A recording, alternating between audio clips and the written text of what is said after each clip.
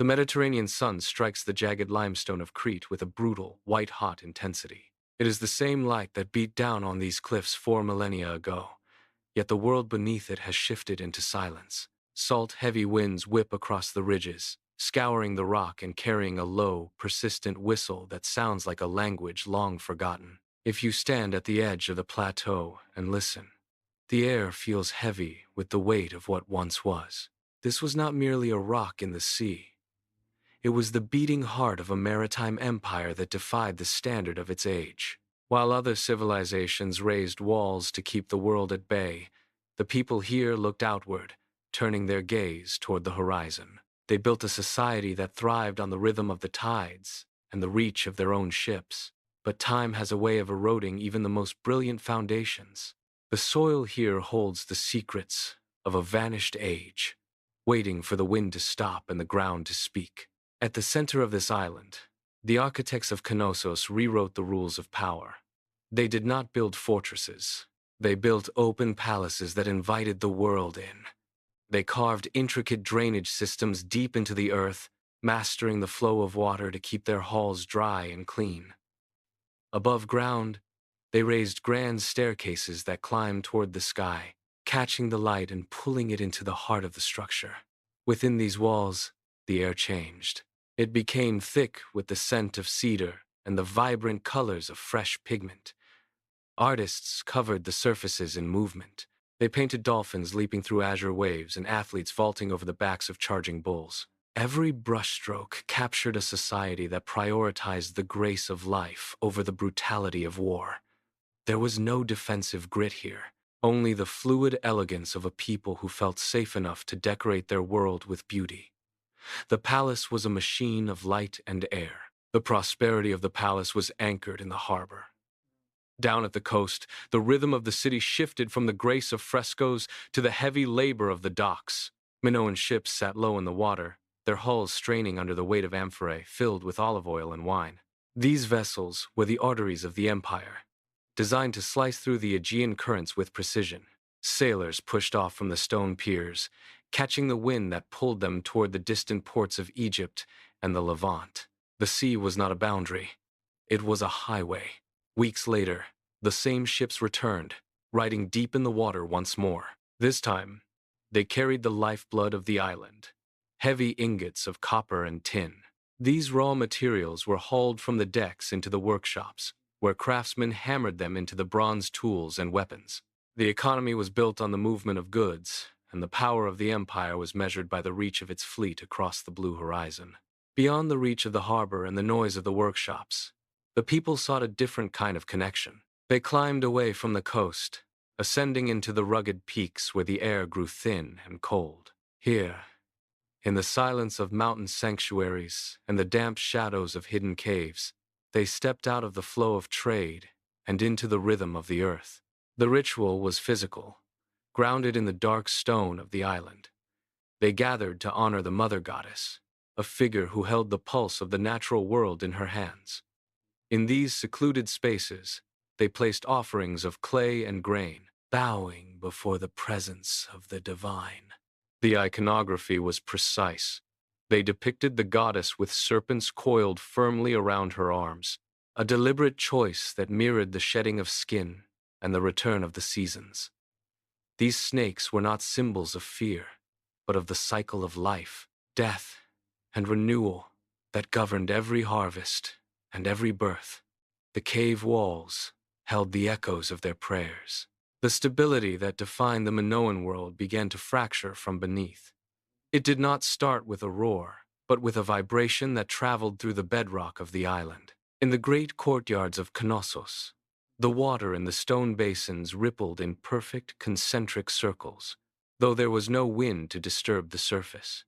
The heavy columns, carved from solid timber and stone, emitted a low, grinding groan as the floor beneath them shifted by a fraction of an inch. Dust began to drift down from the high ceilings, settling over the vibrant frescoes of dolphins and bulls. Outside, the birds stopped their song, and the livestock in the valleys pulled at their tethers, sensing the change in the soil. The architects who had mastered the flow of water now watched as their intricate drainage systems shuddered, the stone channels cracking under the unseen pressure. This was not a storm that could be weathered by ships or a drought that could be mitigated by trade. The earth itself was rejecting the permanence of the palaces. The ground beneath the feet of the inhabitants grew restless, and the silence that followed the first tremors was heavy with the weight of an impending change. The era of certainty was ending. The horizon to the north vanished.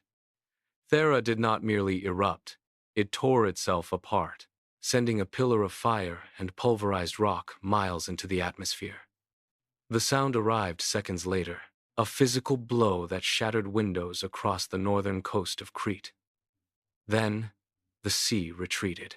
The water pulled back from the harbors, leaving ships stranded on the dry seabed and exposing the jagged reefs for the first time in history. People stood on the cliffs, watching the ocean floor reveal its secrets before the wall of water returned. It struck with the force of a mountain, falling into the surf. The tsunami slammed into the coastline, tearing stone piers from their foundations and sweeping through the fertile valleys. Buildings that had stood for generations dissolved into debris. Within minutes, the sun was blotted out. A thick, gray shroud of volcanic ash descended, turning the daylight into a suffocating twilight. It coated the frescoes, filled the lungs of the survivors, and settled over the grand staircases of Knossos like a funeral shroud. The air grew heavy, metallic, and impossible to breathe. The ash settled, and the silence that followed was absolute. The grand palaces of Knossos stood as hollowed shells, their vibrant colors muted by a layer of gray soot. The sea, once the lifeblood of the empire, now carried the hulls of strangers.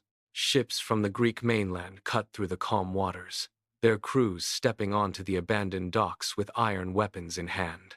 They did not find a war. They found a ghost. The Mycenaeans moved through the corridors of the palace, their boots crunching on the debris of a fallen age.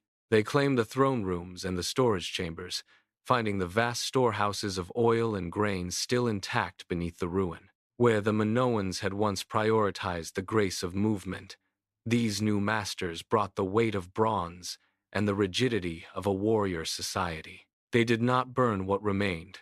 They repurposed it.